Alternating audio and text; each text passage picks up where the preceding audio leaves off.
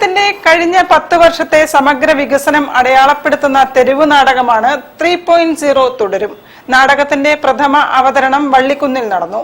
Satheesh K സതീഷാണ് നാടകത്തിന്റെ രചന. M രാഗേഷാണ് സംവിധാനം നിർവഹിച്ചത്. എന്തൊക്കെയായാലും മഴയും പ്രണയവും ഒരനുഭവം തന്നെയാണ്. തണുത്ത കുളിരുള്ള സുഖമുള്ള അനുഭവം.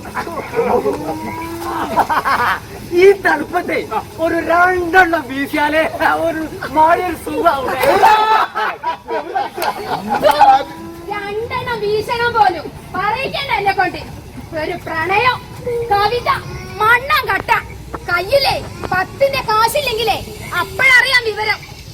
എന്തുകൊണ്ട് ഇടതുപക്ഷ സർക്കാർ തുടരണമെന്ന് കേരളത്തിന്റെ വർത്തമാന അനുഭവങ്ങളിലൂടെ നാടകം പറയുന്നു. പെരുമണ്ണ സാംസ്കാരിക വേദിയാണ് നാടകം അരങ്ങിലെത്തിച്ചത്. കേരളത്തിന്റെ സമകാലിക രാഷ്ട്രീയ ചിത്രം വരച്ചു കാട്ടുന്ന നാടകം ലോകം യുദ്ധക്കളമാകുമ്പോൾ വീടുകളിലെ അടുക്കളകൾ പൂട്ടിപ്പോകുന്നതിന്റെ ആശങ്ക പങ്കുവെക്കുന്നുണ്ട്.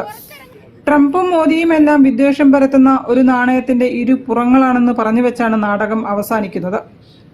Because if they had them, they'd use them, and we're not going to let that happen. Their leaders are all gone. The next set of leaders are all gone. And the next set of leaders are mostly gone. और पहले जब उनकी सरकार थी उन्होंने कहा था कि देश की संपत्ति पर पहला अधिकार मुसलमानों का. CPIM ജില്ലാ കമ്മിറ്റി അംഗം PK പ്രേംനാഥ് വള്ളിക്കുന്നിൽ നടന്ന പുത്തൂർമഠം LDF തെരഞ്ഞെടുപ്പ് കൺവെൻഷനിൽ പ്രഥമാവതരണം ഉദ്ഘാടനം ചെയ്തു. നാടകത്തിന്റെ കലാസംവിധാനം ശിവൻ പന്നിയൂർക്കുളം, സാങ്കേതിക സഹായം AK ബാലു എന്നിവരാണ് നിർവഹിച്ചത്. ശിവൻ പന്നിയൂർക്കുളം, സജിത്ത് ഇല്ലത്താഴം, MA പ്രതീഷ്, ദിവ്യ, മഞ്ജുഷ, ദക്ഷ, സത്യൻ മേഘ, രാമകൃഷ്ണൻ പാറമ്മൽ, മുനീർ, M രാമകൃഷ്ണൻ എന്നിവരാണ് നാടകത്തിൽ വേഷമിടുന്നത്. ജനങ്ങളുടെ നിറഞ്ഞ കയ്യടി ഏറ്റുവാങ്ങിയാണ് നാടകം അവസാനിച്ചത്.